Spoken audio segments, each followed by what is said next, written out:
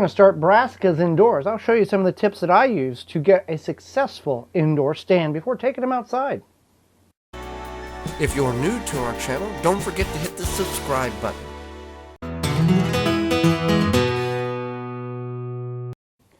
Welcome to the Wisconsin Vegetable Gardener. I'm Joy Baird. We're going to start with some Brassicas Indoors. Now, brassicas are cool weather crops, and that's Brussels sprouts, cauliflower, broccoli, cabbage, kale, kohlrabi. Those are some of the brassicas in which you can start indoors. Now we're going to start about 3 of these. We're going to do Brussels sprouts, cabbage, and kale, and kohlrabi. We don't grow broccoli and cauliflower. We cannot get it to grow. We can get it to start in the flats just fine. And planting outside, it grows great. But other than that, it doesn't head out like like other gardeners we know in our area has great success with it. So we just buy it at the farmer's market. So what we're going to do here is I've got a 60 cell root maker tray here. You can see here they've got the air pruned roots at the bottom, and if you want to look at this in more detail, you can go to rootmaker.com, and the coupon code, if you purchase anything, you get 10% off. It's TWVG at checkout. So you can, if you're interested in that, they got grow bags as well as a lot of starter trays and helpful devices to get your plants growing and successful harvest as well. So I've got this filled up with all-purpose potting soil, nothing special, got slow-release fertilizer. Now, when you do Brussels sprouts, broccoli, cabbage, the brassicas, you want to do it about 6 weeks before your last average frost date. Go to your favorite search engine, type in your last average frost date, insert your zip code. It'll give you a guideline. Again, this is a guideline. This doesn't mean X day is your last average frost date. Tomorrow you can put these plants directly in the ground, because you have to go through a hardening off transitional process to get them acclimated to outdoors, and you have to look at the long range forecast as well. So we've got this filled.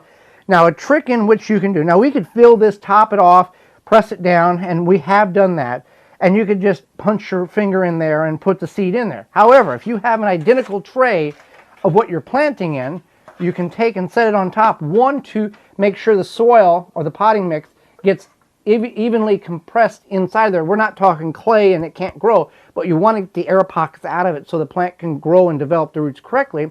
And then as it hits the air pockets here, it'll naturally develop more roots. So this way we can press down here, make sure it's firmed in there. This also gives it a secondary bonus portion of, you can see indentions here of each seed cell. What that will give us is a little well in which we can drop our seeds in, and then once our seeds are all planted, I can just dust it with potting soil, do a little compression, and we're done. We don't have to fill in the hole or punch holes or worry about the depth. Now, 1/4 of an inch, more than enough. If you get a little deeper, that's fine. They're going to come up. This is a good nutrient-rich potting soil. You're not going to have to worry about it. You don't want to bury it a 1/2 inch or 2 inches deep, anything like that. So we're going to divide this tray out. There's 60 cells here. So we're going to do 25 Brussels sprouts, 25 kohlrabi, which is the white kohlrabi or the green kohlrabi. There is a red or burgundy variety. We're going to do with the green variety, which takes about 55 days. And then we've got 10 slots left over that we're going to do a variety of kale and cabbages. Now, all of these seeds look the same. This is the Kohlrabi seeds, and whether you're growing kohlrabi, Brussels sprouts, cabbage, kale, they're all the same. So if you want to label these, if you're not doing a single full tray of these, because they all look the same when you plant them in seedling stage, in transplant stage, until they start to get to a developmental stage. That's the only time you're going to really be able to differentiate what you got going on here. So we're just going to do some kohlrabi here, and it's the same procedure for all of these planting techniques here. And we do have this in a tray that we will bottom water, a 10 by 20 flat. So with seeds, if you have fresh seeds, 2 would be the maximum that I would recommend putting in a cell, because they're fresh seed. They were from the previous year. The seed supplier has pretty good high germination. Otherwise, it's labeled in the package, overpacked for low germination rate. If you have older seed, 2, 3, 4, 5 years old, some of these seeds that we're dealing with here are between 4 and 6 years old, you can triple, quadruple up on the amount of seeds here. Now, when we do the kohlrabi and we do the Brussels sprouts, at maximum, I will wean off and only select 2 to grow in these cells here until the time of transplant. These plants are very durable. You can tear them apart, tear the root system apart, and get the 2 plants out of 1 cell. Again, you want to make sure there's good fertilizer, slow-release fertilizer. You can supplement it with a compost tea to make sure the plants are healthy until they transition outside. When you go to your independent garden center, you may have a 4-pack.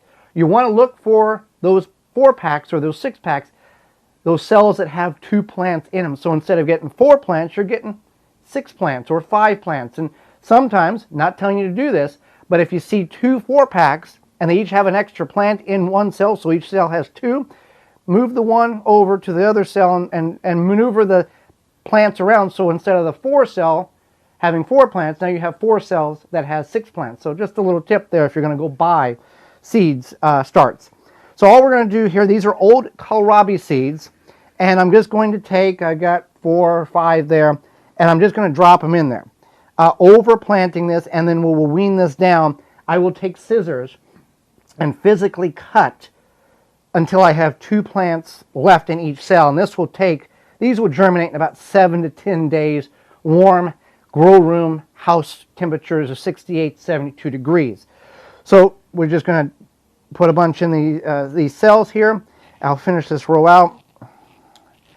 Don't be shy with the old seeds. And let me put these back in here.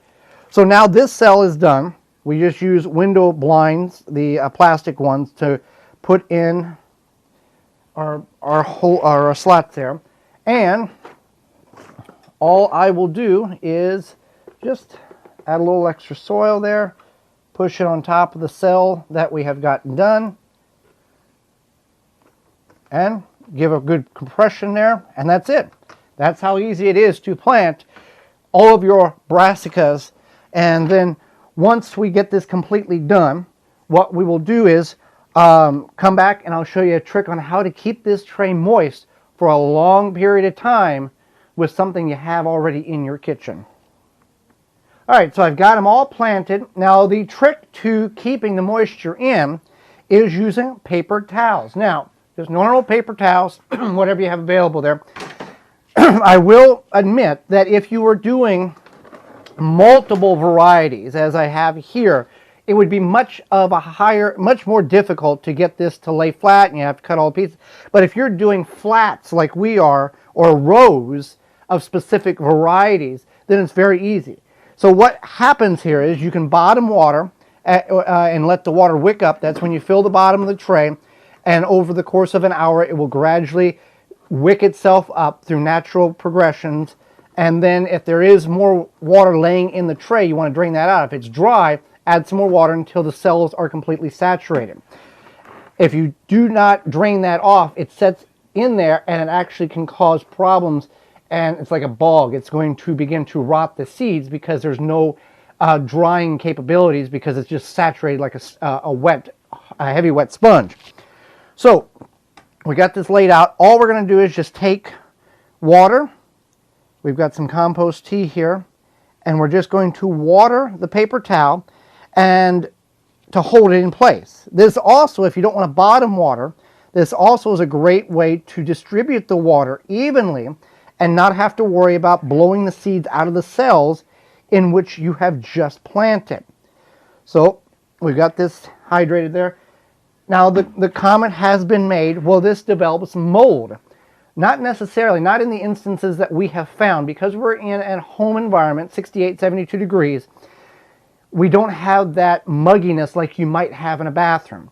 If you do seem to find that this has mold, you can always incorporate a fan or air circulation so stuff is not stagnant.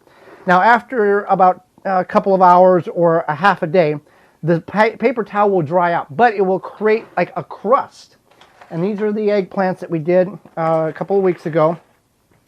And you can see here, I'll pull this up, it's a crust. It's very dry, but the soil underneath is still very moist. If we would leave this off, in a day's time, this would all dry out, this top layer, and it continue to evaporate out. But by having this paper towel here, even though the paper towel is not wet or soggy or holding any moisture, it's preventing the evaporation of this moisture in the seed inside there and keeping that moisture next to the seed so the seed can germinate. So just a little trick that we picked up. And then other people will say, what about the chemicals in the paper towel? That's at your discretion. So as always, thank you for watching. I ask you to subscribe, comment, and share. I'm Joy Baird, and this has been the Wisconsin Vegetable Gardener. For more information, please visit thewisconsinvegetablegardener.com.